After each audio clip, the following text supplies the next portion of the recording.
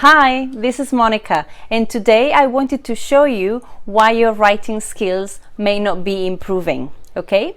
Sometimes you need to write something in English, a paragraph or a text, and then after you finish, you have a look at it and it's perfectly fine, totally correct, the grammar is in check. However, the text is a little bit dull, boring, and too basic, okay? What can we do to fix this? In today's video, I want to show you what to do and what not to do in order to make your writing even better. Okay, keep watching. Okay, situation one is you may be using too boring words or too plain words. What do I mean by that? There are certain words that are empty, they are a little bit plain, and that basically they are too normal, okay? There are such words such as, for example, good, bad, things, okay? They are empty calories words. So these words, let's be honest, everybody knows them and anyone can use them. And basically what we want to do is shine with our writing. We want to get noticed, okay? So we're going to avoid these plain words and use replacements or better words, okay? Let me show you some examples. Okay, so as I was saying, sometimes you write something and then although it's correct, it's not that nice, it's not that spectacular, okay? So let's see how we can fix that. Take a look at the next examples. So this is just a random example, okay? A sentence like, this is very important for a really good education, okay? Now, what is the problem with this sentence? Nothing apparently. I mean, the grammar is okay and it's correct. However, we have, maybe your teacher's face is like this, because we have very repeated, very common words that can be improved, okay? So important, and also the word good, okay? Good is so basic, it's so boring and empty, okay? Let's make it better.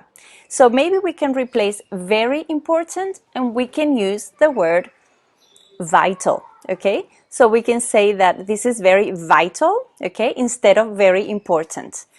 Over here, basically, it's a reminder that words such as important can be replaced by better words such as vital, essential, crucial, fundamental, it's a must, okay? Things like that to make your writing much, much better. Let's take a look at the second one, really good, okay? Obviously, try to avoid words such as good or bad, okay? Because we can use, for example, superb, okay? Which is a synonym of very good. But obviously, you have a totally different effect. So, bye-bye good, and we can use words like superb, excellent, quality, amazing, satisfying, or terrific. Remember that in English, terrific is a positive adjective, okay? Now, another example. Maybe they have had a very bad relationship in the past. What's the problem here? Again, the same phase. Why? Because we are using bad, and bad is such a plain and boring word. What can we do about it?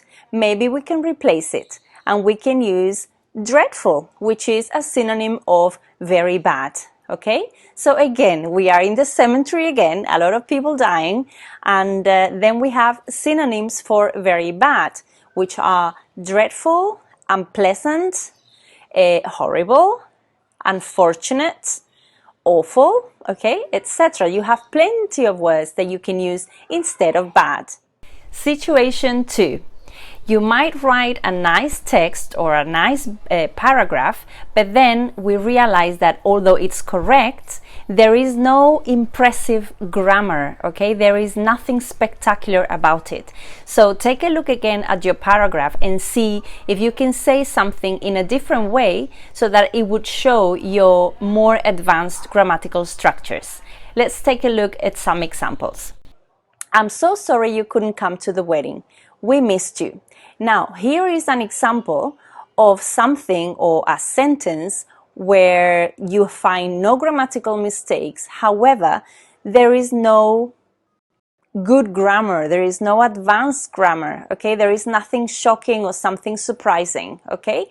So instead of saying, for example, da da da da da to the wedding, we missed you, we might start the sentence by saying, I wish you had come to the wedding, which is a nice grammatical structure to show regret. Okay, so don't say, I'm sorry you couldn't come to the wedding, because basically anybody can say that. Okay, so let's show your level with a nice and more advanced grammatical structure. There you go. And now you have your teacher clapping instead of crying. Okay. Now, for example, sometimes we have a random example like this. The bride and groom looked really nice at the wedding, okay? But remember, synonyms, okay? Instead of the bride and the groom, can you say, for instance, something like both newlyweds, okay? Both newlyweds looked really nice, okay? So here we are showing a higher level in vocabulary. Much better. And instead of really nice, we can use synonyms such as spectacular, okay? So there is no comparison between nice, which is a common word, and spectacular. Okay, so there you go. Instead of saying they seemed very happy, which is again another example of a very, very basic word, we can say, instead of happy, well, they were over the moon. So sometimes we can use nice and interesting idioms in English, okay, to show how much vocabulary you know. And then it is important and necessary. Remember, important can be replaced, okay, by more interesting words such as, remember, vital, crucial, essential. But take a look at the grammar. You have here a simple connector, and, which is basically one of the first ones that you learn when you study English. Can we transform it and say it is not only vital but necessary? Okay, so every time you have two things in a sentence, we can use this grammatical structure. Not only, but, okay, not only, but also something else. So it is not only vital, but necessary. Much, much, much better. Okay, so I hope these tips and these examples are clear and that you put them into practice.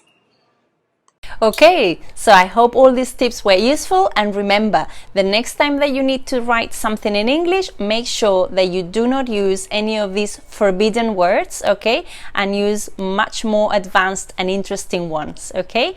And remember with your grammar, revise the grammar structures that you have used and make sure that you have included at least 3 or 4 interesting grammatical structures.